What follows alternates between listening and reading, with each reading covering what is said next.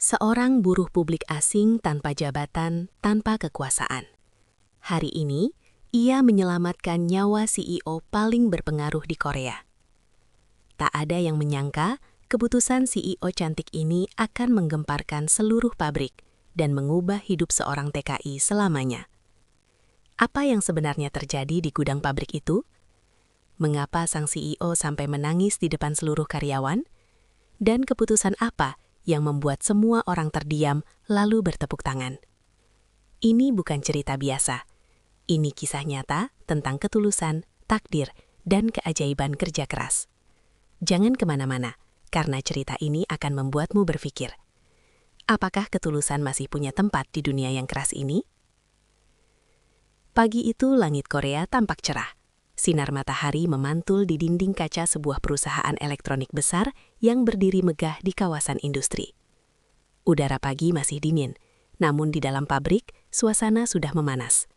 Seperti biasa, aktivitas produksi sudah dimulai sejak dini hari.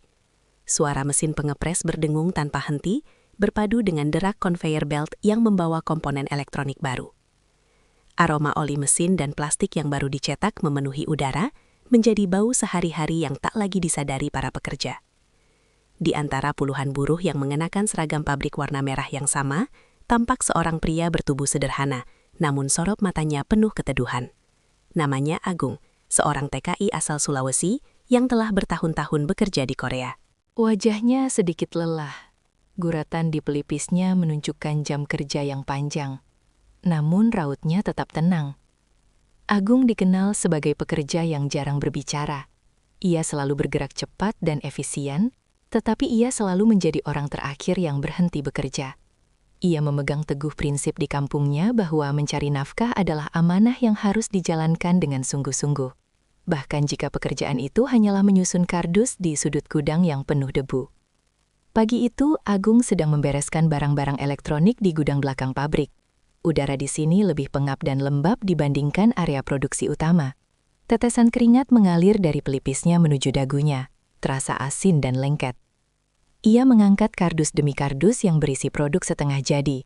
Beratnya terasa menekan punggungnya, namun ia menahannya, menyusunnya dengan rapi, memastikan tidak ada yang miring atau rusak yang bisa menyebabkan produk cacat. Tangannya bergetar sedikit karena beban, tetapi ia terus bekerja dengan hati-hati. Saat jam istirahat tiba, sirene pendek berbunyi nyaring. Para buruh lain segera bergerak menuju kantin atau sekadar duduk di bangku panjang untuk meregangkan otot yang kaku. Namun, Agung justru kembali mengecek sudut gudang yang terlihat berantakan. Ia memunguti sisa plastik pembungkus, merapikan kabel-kabel listrik yang tercecer, bahkan mengambil sapu yang tergeletak untuk membersihkan debu tebal di lantai beton yang berpasir. Semua ini dilakukan tanpa perintah dari mandor, tanpa berharap pujian atau tambahan jam lembur. Baginya, kebersihan dan ketertiban adalah bagian dari tanggung jawabnya, meskipun itu bukan deskripsi pekerjaannya secara harfiah. Tanpa disadari Agung, dari lantai atas pabrik, di balik kaca panel pengawas, seorang wanita cantik berusia sekitar 30 tahun sedang melakukan inspeksi mendadak. Ia mengenakan jas putih elegan yang sangat kontras dengan seragam merah di bawahnya. Rambut hitam panjangnya tergerai rapi, memancarkan aura profesional yang dingin. Langkahnya tegas dan penuh wibawa. Dialah Yuna, pemilik sekaligus CEO perusahaan elektronik tersebut, seorang pemimpin muda yang dikenal cerdas namun tanpa kompromi. Yuna berjalan bersama salah satu manajer pabrik yang tampak gugup, memegang clipboard erat-erat. Tatapan Yuna mengamati setiap sudut produksi dengan serius, mencari celah, mencari inefisiensi. Namun tiba-tiba langkahnya melambat drastis. Matanya tertuju ke arah gudang penyimpanan di bagian belakang. Sebentar, ucap Yuna pelan, namun suaranya memiliki otoritas yang mampu menghentikan jantung manajer di sampingnya. Manajer itu langsung berhenti dan mengikuti arah pandang Yuna.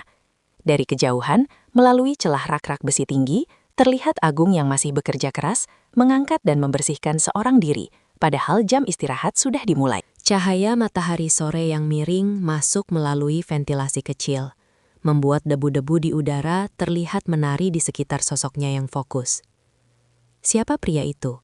Tanya Yuna sambil sedikit menyipitkan mata, seolah ingin memastikan bahwa penglihatannya tidak salah. Manajer memperhatikan sejenak, Wajahnya berusaha menyembunyikan kekagetan. Oh, dia buruh kontrak Nona Yuna. Namanya Agung. Dia dari tim pengemasan. Yuna tetap menatap Agung yang terlihat begitu fokus dengan pekerjaannya, bahkan menjilat bibirnya yang kering tanpa melepaskan pandangan dari kardus yang ia rapikan. Mengapa dia masih bekerja sendiri sementara yang lain sudah berhenti? Bukankah ini jam istirahat? Manajer terlihat sedikit canggung, mengusap lehernya yang tiba-tiba berkeringat dingin. Dia memang seperti itu, Nona. Agung San selalu rajin. Dia tidak pernah menolak pekerjaan tambahan dan cenderung membersihkan area kerjanya sendiri saat yang lain istirahat. Yuna terdiam. Hening sesaat, hanya suara dengungan mesin yang baru dimatikan terdengar samar. Ada sesuatu yang berbeda dari cara dia bekerja. Gumam Yuna, lebih kepada dirinya sendiri. Bukan sekedar rajin, tetapi seolah ada ketulusan, sebuah dedikasi yang mendalam, yang terpancar dari setiap gerakannya. Ia bekerja bukan karena diawasi, melainkan karena panggilan dari dalam. Dia orang Korea? Tanya Yuna lagi, mencoba mencari tahu latar belakang pria itu. Bukan Nona, jawab manajer. Dia orang Indonesia, TKI asal Sulawesi.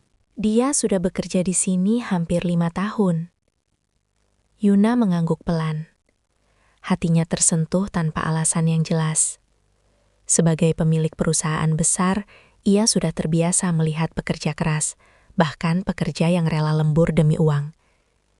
Namun sosok Agung menghadirkan kesan yang berbeda. Sederhana, tulus, dan penuh tanggung jawab. Ia memancarkan kejujuran yang langka di dunia korporat yang dingin. Setelah jam kerja selesai, kata Yuna, suaranya kembali tegas, memutus keheningan. Tolong panggil dia ke kantor saya. Manajer terkejut, hampir menjatuhkan clipboardnya. Ke kantor Anda, Nona? Ya, jawab Yuna singkat, menatap tajam manajer itu. Saya ingin berbicara langsung dengannya, sendirian. Manajer langsung membungkuk hormat, menyembunyikan keheranannya. Baik, Nona Yuna, akan saya sampaikan. Sementara itu di bawah sana, Agung masih sibuk menyelesaikan sisa pembersihan gudang. Ia tak mengetahui bahwa perhatian seorang CEO cantik asal Korea telah tertuju padanya.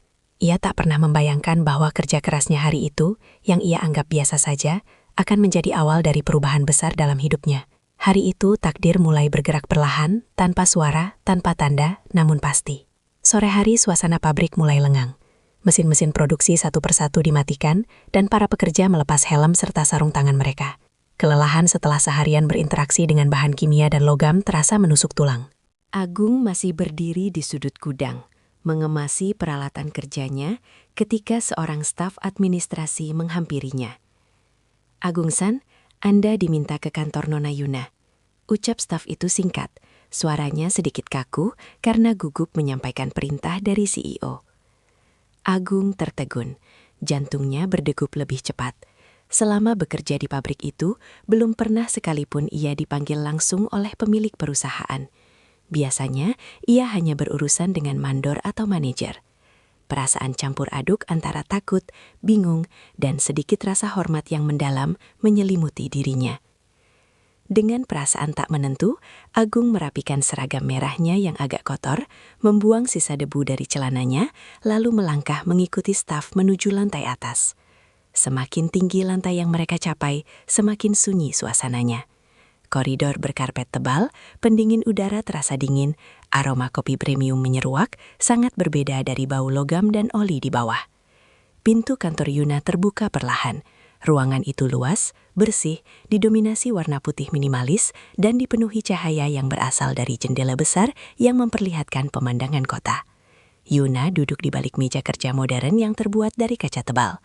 Ia masih mengenakan jas putih elegan yang membuat wibawanya semakin terasa, seperti patung marmer yang indah namun tak tersentuh. Agung langsung menunduk hormat, menirukan kebiasaan rekan-rekan Koreanya. Permisi, Nona Yuna. Yuna mengangkat pandangannya dari sebuah tablet, menatap Agung dengan tenang. Matanya tajam, namun kali ini ada sedikit kehangatan yang terpancar. Silahkan duduk, Agung San. Agung duduk di kursi kulit di depannya. Tubuhnya kaku, punggungnya tegak, tangannya saling menggenggam erat di pangkuan. Keringat dingin mulai terasa di telapak tangannya. Ia mencoba meredakan detak jantungnya yang berlebihan. Saya memanggil Anda, kata Yuna, suaranya lembut namun penuh kendali. Karena saya melihat langsung cara Anda bekerja hari ini. Saya melihat Anda bekerja saat jam istirahat, membersihkan area yang bukan tanggung jawab Anda. Agung menunduk lebih dalam. Saya hanya melakukan tugas saya, Nona. Saya merasa tidak nyaman jika ada yang berantakan. Yuna tersenyum tipis, senyum yang jarang ia tunjukkan di depan bawahannya. Bukan semua orang bekerja dengan hati, Agung-san. Banyak yang bekerja karena tuntutan, karena angka, atau karena diawasi. Anda berbeda. Anda bekerja karena ketulusan. Ucapan itu membuat Agung terdiam. Ia tak tahu harus menjawab apa. Pujian itu terasa berat. Ia hanya mengangguk pelan, rasa haru bercampur malu. Setelah beberapa menit percakapan singkat tentang latar belakangnya dan bagaimana ia menyukai pekerjaannya meskipun sulit, Yuna mempersilakan Agung kembali pulang. Teruslah bekerja seperti itu, Agung-san, ucapnya sebelum Agung keluar ruangan. Saya menghargai pekerja. Arti Anda, Agung membungkuk hormat. Terima kasih banyak, Nona. Hari mulai gelap ketika Agung turun kembali ke lantai gudang untuk mengambil tas dan barang terakhirnya. Pikirannya dipenuhi kebingungan. Mengapa seorang CEO meluangkan waktu untuk memanggil buruh rendahan sepertinya? Mungkin ini hanyalah bentuk basa-basi, pikirnya, berusaha menenangkan hatinya yang berdebar. Sementara itu, Yuna bersiap meninggalkan pabrik bersama manajer yang tadi menemaninya inspeksi. Mereka berjalan melewati area penyimpanan yang baru saja dirapikan Agung. Area ini dipenuhi tumpukan kardus besar yang berisi suku cadang impor. Tanpa diduga, salah satu tumpukan kardus yang tingginya melebihi kepala manusia, meskipun sudah disusun rapi, tiba-tiba bergeser. Mungkin karena getaran mesin yang baru saja dimatikan, atau karena tumpukan yang terlalu lama berdiri di lantai. Dalam hitungan detik, sebuah kardus besar berisi transformer yang beratnya puluhan kilogram jatuh dengan kecepatan tinggi. Arah jatuhnya persis mengarah ke punggung bagian bawah Yuna. "Ah!" teriak Yuna, teriakan yang singkat dan tertahan sebelum tubuhnya terempas keras ke lantai beton. Manajer yang berjalan di sampingnya panik. "Nona Yuna?" Ia segera mencoba mendekat, namun takut menggerakkan Yuna karena tidak tahu seberapa parah lukanya. Agung yang masih berada tak jauh dari sana, baru saja memasukkan kunci motor ke dalam saku jaketnya. Mendengar suara benturan keras yang memekakan telinga. Suara kardus berat menghantam tubuh, diikuti suara benda tumpul membentur lantai. Ia menoleh dan melihat Yuna tergeletak tak bergerak. Manajer di sampingnya terlihat gemetar ketakutan. Tanpa berpikir panjang tentang jabatan atau risiko, Agung menjatuhkan tasnya dan berlari secepat kilat. "Nona!" Agung berlutut di samping Yuna. Ia melihat wajah Yuna pucat pasi, matanya terpejam dan napasnya lemah. Ia dengan hati-hati meletakkan telapak tangannya di leher Yuna untuk memeriksa denyut nadi. Untungnya masih terasa. "Panggil ambulans, sekarang!" Perintah Agung tegas kepada manajer yang masih membeku karena syok. Manajer itu tersentak, baru tersadar dari kepanikan, dan segera menelepon layanan darurat dengan tangan gemetar. Agung tidak hanya menunggu, ia memastikan Yuna tidak bergerak, melindungi kepala CEO itu dari benturan lebih lanjut, sambil memberikan dukungan psikologis yang tak didengar oleh Yuna yang tak sadarkan diri. "Tahan, Nona, Anda akan baik-baik saja," bisiknya. Tak lama kemudian, sirena ambulans meraung-raung mendekat. Yuna diangkat ke tandu dengan sangat hati-hati. Agung dan manajer ikut menemani ke rumah sakit terdekat. Di ruang IGD yang dingin, dokter segera melakukan pemeriksaan menyeluruh. Suara monitor jantung berdetak monoton, menambah ketegangan. Beberapa waktu kemudian, dokter keluar dari ruang periksa.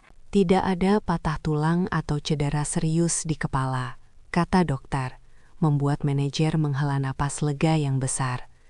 Namun, otot punggung bagian bawahnya mengalami benturan yang cukup keras dan memar parah. Ia perlu istirahat total. Ini akan terasa sangat nyeri selama beberapa hari ke depan. Manajer mengucapkan terima kasih berulang kali. Yuna perlahan sadar. Wajahnya meringis kesakitan, tangannya refleks memegang area punggungnya. Rasa sakit itu, yang menusuk hingga ke saraf, membuatnya tak bisa bergerak. "Rasanya sangat sakit," ucap Yuna lirih, matanya terpejam menahan nyeri. Dokter memberikan suntikan pereda nyeri dan meninggalkan ruangan. Manajer memutuskan untuk menelepon keluarga Yuna. Saat ruangan mulai sepi, hanya ada Yuna dan Agung yang sejak tadi berdiri di sudut kamar. Agung memberanikan diri melangkah mendekat. Ia melihat Yuna yang begitu kuat di kantornya, kini terbaring lemah dan rapuh. "Nona Yuna," katanya dengan suara pelan dan sopan, memastikan suaranya tidak mengganggu. Di kampung halaman saya, ada cara tradisional untuk membantu cedera otot seperti ini. Bukan obat, tapi bisa meredakan nyeri dan mempercepat pemulihan otot yang tegang. Yuna menatap Agung sedikit terkejut. Matanya yang merah karena menahan sakit mencoba memahami tawaran itu. Cara tradisional? Maksud Anda, pijatan? Iya, Nona, lanjut Agung. Bukan pijatan biasa. Hanya sentuhan dan teknik sederhana untuk meredakan ketegangan yang terperangkap akibat benturan. Jika Nona berkenan, saya bisa mencoba membantu untuk mengurangi rasa sakitnya sedikit. Yuna terdiam lama. Sebagai CEO, ia selalu dikelilingi oleh yang terbaik, dari dokter spesialis hingga teknologi medis canggih. Sekarang, seorang buruh pabrik menawarinya pengobatan tradisional. Namun, rasa sakit yang membakar di punggungnya membuatnya putus asa. Entah mengapa, ia merasa tenang mendengar suara Agung yang tulis itu. Ada kejujuran yang terpancar dari mata TKI tersebut. Ia mengangguk pelan. Baiklah Agung-san, saya percaya pada Anda. Lakukanlah. Agung menunduk hormat. Saat itu, tanpa mereka sadari, takdir mulai mempertemukan dua dunia yang sangat berbeda. Seorang CEO Korea yang terbiasa dengan kemewahan, dan seorang TKI Indonesia yang hanya bermodal ketulusan dan kearifan lokal. Peristiwa ini akan mengubah hidup mereka selamanya. Suasana kamar rumah sakit itu terasa sunyi dan tenang, hanya diisi oleh suara detak monitor yang berirama pelan. Lampu putih di atas kepala Yuna memancarkan cahaya lembut. Yuna masih duduk miring di atas ranjang, wajahnya pucat, sesekali meringis menahan nyeri di punggung bagian bawahnya. Rasa sakit itu membuatnya kesulitan bergerak, bahkan untuk sekadar mengubah posisi duduk. Agung berdiri beberapa langkah darinya, wajahnya terlihat ragu dan sangat hati-hati. Ia merasa beban tanggung jawab yang besar. Ia tidak ingin melakukan sesuatu yang ceroboh. Terlebih yang ia hadapi adalah pemilik perusahaan tempatnya bekerja, seseorang yang sangat berkuasa. Namun, dorongan untuk membantu jauh lebih kuat daripada rasa takutnya. Jika terasa tidak nyaman, Nona bisa langsung menghentikan saya. Ucap Agung dengan nada sangat sopan, nyaris berbisik. Ini akan saya lakukan selembut mungkin. Yuna mengangguk pelan. Matanya masih menatap Agung. Saya percaya pada Anda, Agung-san. Dengan sangat hati-hati, Agung meminta Yuna untuk duduk sedikit menunduk di atas ranjang rumah sakit, menopang tubuhnya dengan bantal-bantal tebal. Gerakannya lembut dan penuh perhatian, seolah takut sedikit saja sentuhan kasarnya akan membuat Yuna merasa kesakitan. Agung menarik napas dalam-dalam, memejamkan mata sejenak, fokus. Lalu, ia mulai meletakkan kedua telapak tangannya di area punggung bawah Yuna, tempat benturan terjadi. Sentuhannya pelan, hangat, dan terukur. Tidak ada kekerasan, hanya tekanan lembut yang merata. Ia memijat perlahan, mengikuti alur otot yang menegang, mencari simpul-simpul sakit akibat benturan keras sebelumnya. Setiap gerakan dilakukan dengan penuh konsentrasi, seperti seseorang yang membawa ilmu turun-temurun dari kampung halamannya, yang mengandalkan kepekaan sentuhan dan energi positif. Yuna terkejut. Rasa nyeri tajam yang sejak tadi menusuk perlahan berubah menjadi sensasi hangat yang menjalar, diikuti rasa lega yang tak terduga. Napasnya yang semula tertahan mulai terasa lebih lega. Ia bisa bernapas lebih dalam. Ini aneh, ucap Yuna lirih. Matanya masih terpejam. Saya tidak merasakan sakit seperti tadi. Rasanya berbeda dari obat. Agung tersenyum kecil. Di tempat saya, Nona, kami percaya tubuh bisa pulih lebih cepat jika disentuh dengan niat baik dan ketenangan hati. Saya hanya berusaha menyalurkan ketenangan. Yuna terdiam. Kata-kata sederhana itu terasa begitu dalam dan menenangkan. Ia menutup matanya, membiarkan tubuhnya rileks sepenuhnya di tangan Agung. Untuk pertama kalinya sejak kecelakaan itu, ia merasa benar-benar nyaman. Melepaskan kendali dan tekanan yang selalu ia tanggung sebagai seorang CEO. Ia menyadari betapa stresnya ia selama ini. Pijatan itu berlangsung selama kurang lebih 15 menit. Agung berhenti lalu memeriksa reaksi Yuna. Bagaimana rasanya sekarang, Nona? Tanyanya pelan. Yuna membuka mata perlahan. Ia mencoba menggerakkan bahunya sedikit, lalu punggungnya. Wajahnya yang semula tegang kini berubah menjadi terkejut dan lega. Sakitnya berkurang drastis, ucapnya tak percaya. Saya bisa bergerak tanpa meringis. Agung menunduk syukur. Alhamdulillah.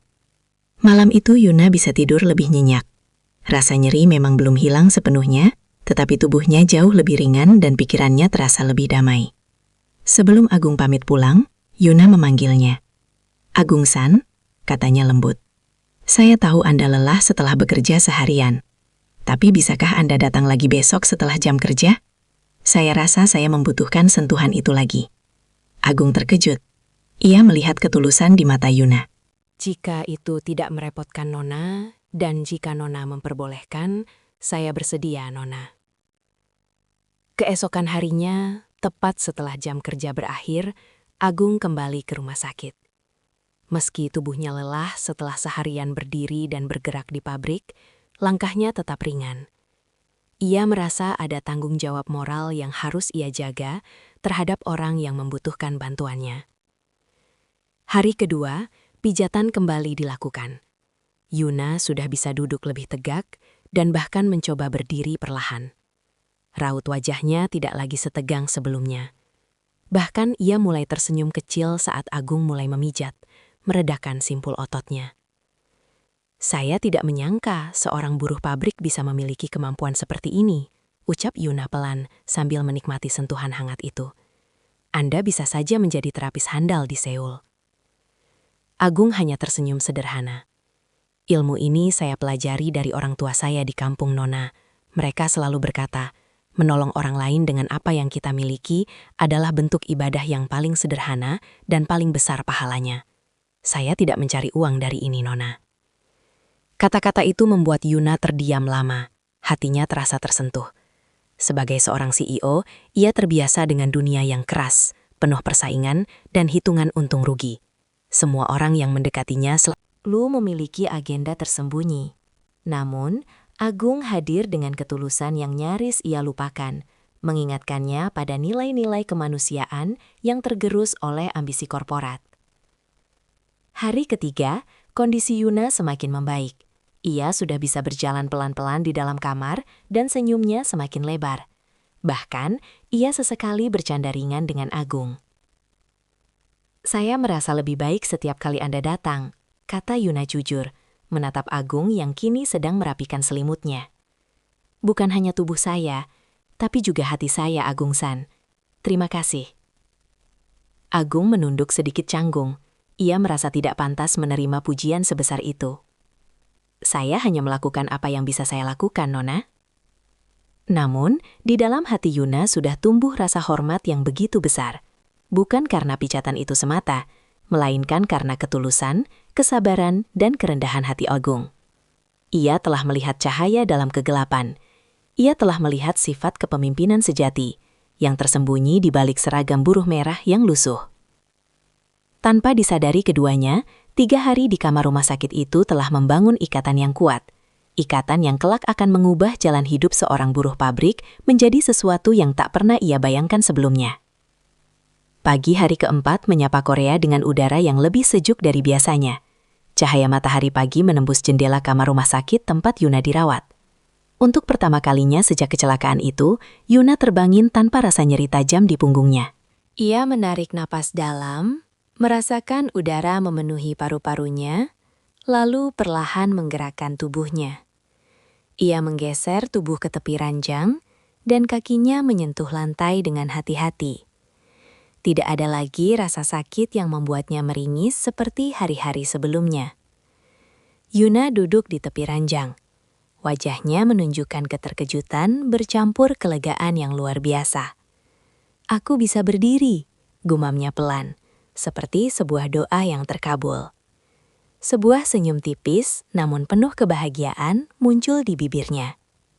Tak lama kemudian, dokter masuk untuk melakukan pemeriksaan lanjutan. Setelah memeriksa pergerakan tubuh Yuna dan hasil ronsen terbaru, dokter mengangguk puas. Pemulihan Anda sangat cepat, Nona, kata dokter. Jauh lebih cepat dari perkiraan kami. Secara medis, Anda sudah boleh pulang hari ini. Namun untuk sementara, sebaiknya Anda tetap menggunakan kursi roda dan tidak memaksakan diri untuk berdiri atau mengangkat beban berat. Yuna mengangguk. Matanya bersinar penuh rasa syukur. Terima kasih, dokter. Saat dokter pergi, Yuna terdiam sejenak.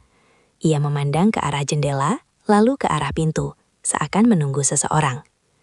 Tak lama kemudian pintu terbuka dan Agung masuk dengan langkah sopan, masih mengenakan seragam pabrik merahnya yang bersih. Selamat pagi, Nona Yuna, ucap Agung sambil membungkuk hormat. Yuna menatap Agung dengan mata yang berkaca-kaca. Matanya dipenuhi emosi yang sulit ia ungkapkan. Agung-san, berkat Anda saya bisa pulih secepat ini.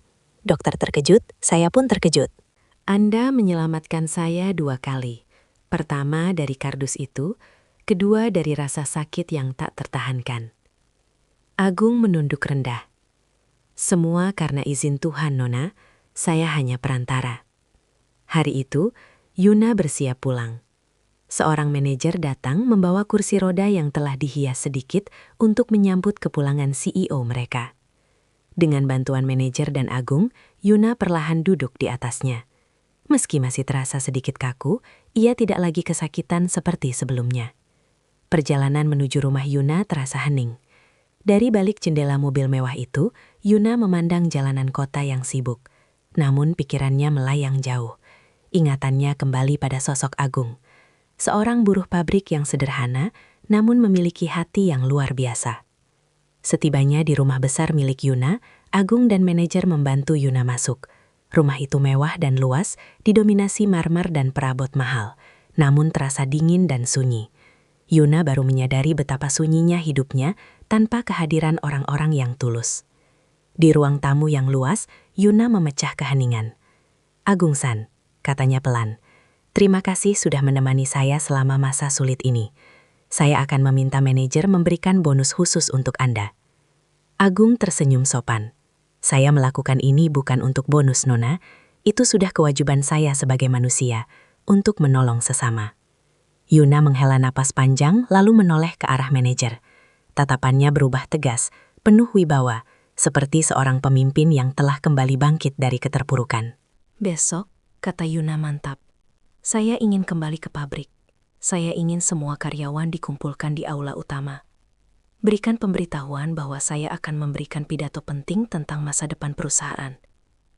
Manajer terkejut. Nona Yuna, kondisi Anda apakah tidak terlalu cepat? Anda baru saja pulang dari rumah sakit.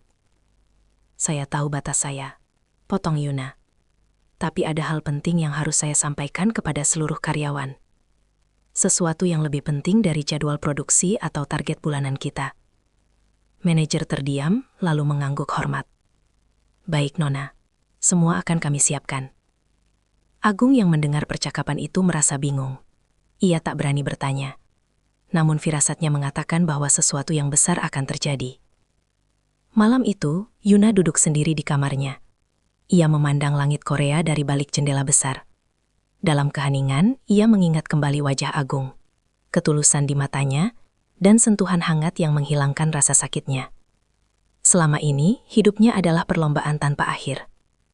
Selama ini aku terlalu sibuk mengejar kesempurnaan dan angka, bisiknya pada diri sendiri. Air matanya jatuh perlahan membasahi pipinya. Bukan karena rasa sakit fisik, melainkan karena rasa syukur dan kesadaran yang baru ia temukan. Aku lupa bahwa kekuatan sejati ada pada ketulusan dan kemanusiaan. Nama Agung kembali terlintas di benaknya.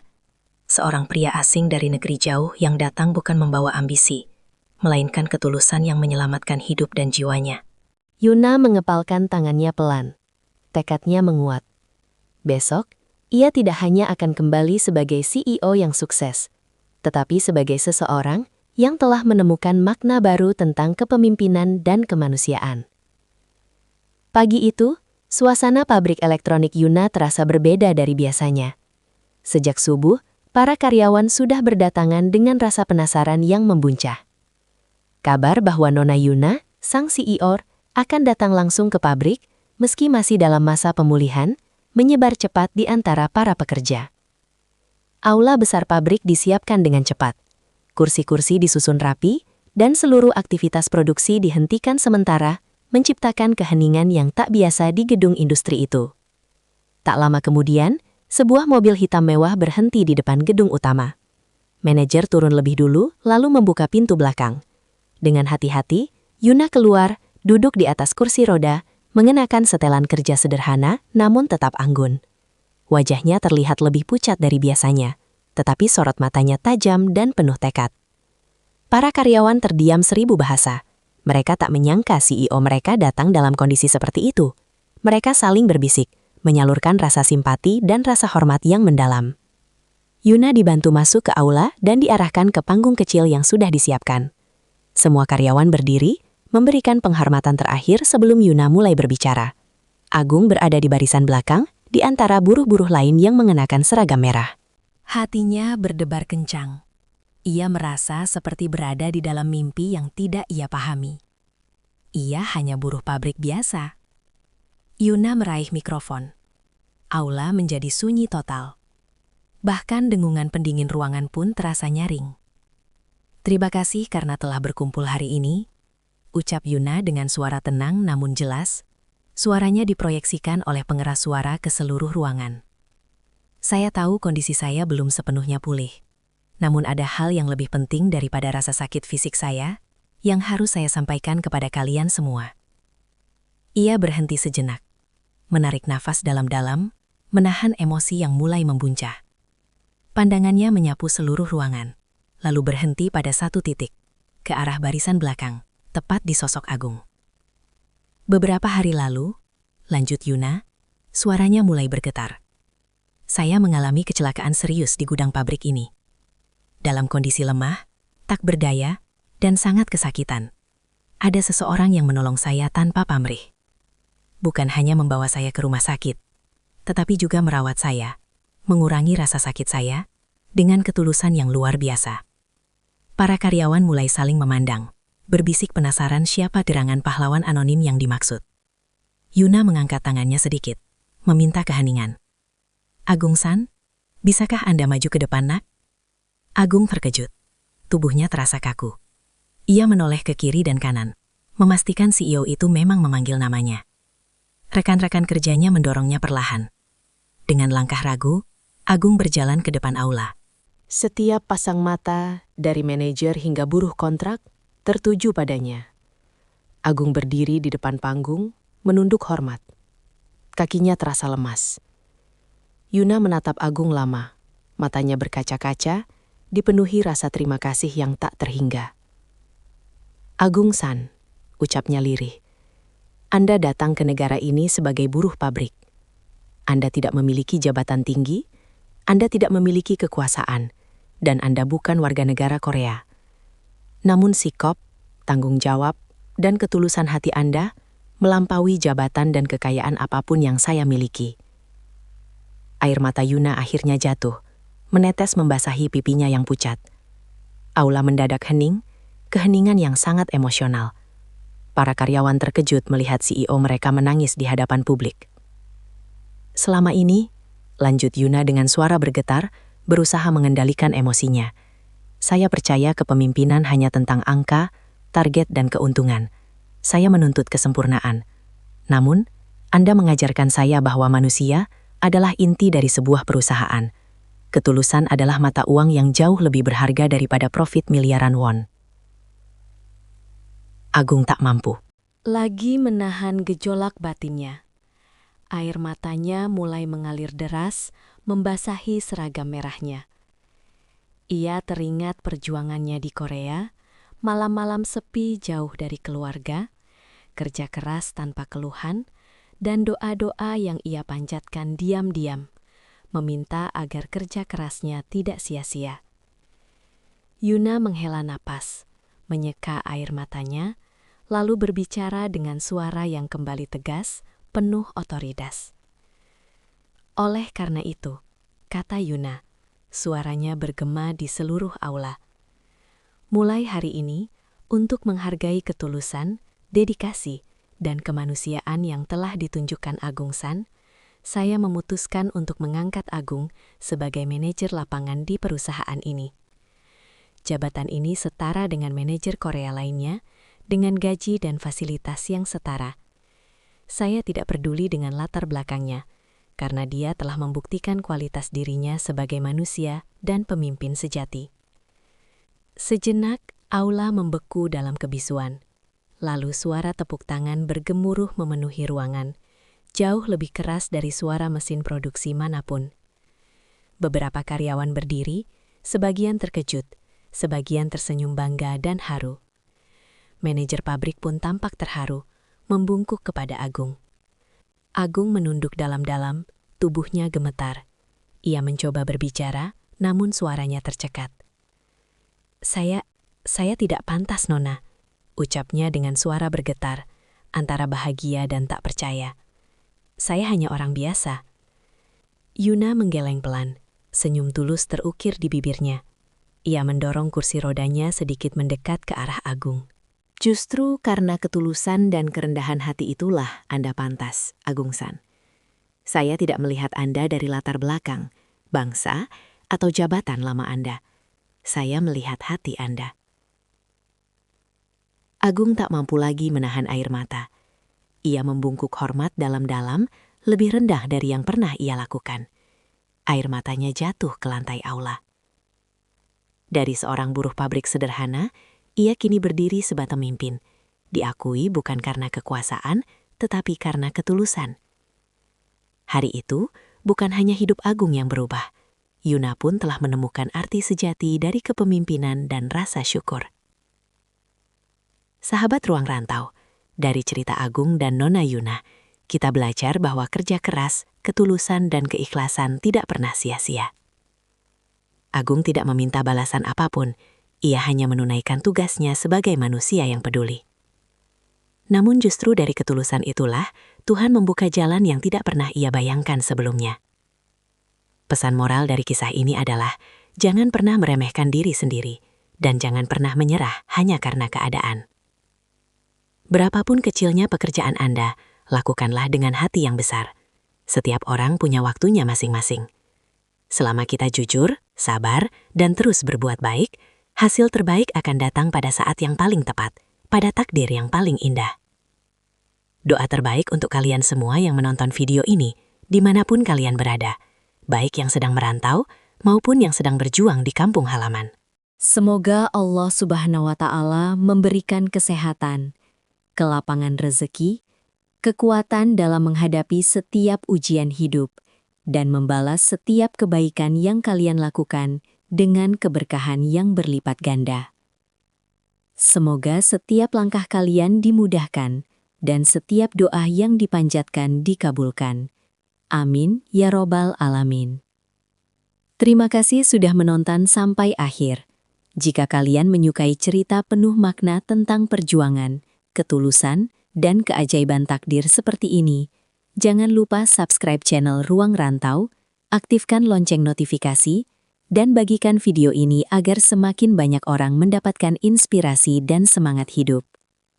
Jangan lupa tulis di kolom komentar kalian menonton dari kota mana, dan request juga cerita selanjutnya ingin kami bawakan dari kota atau negara mana.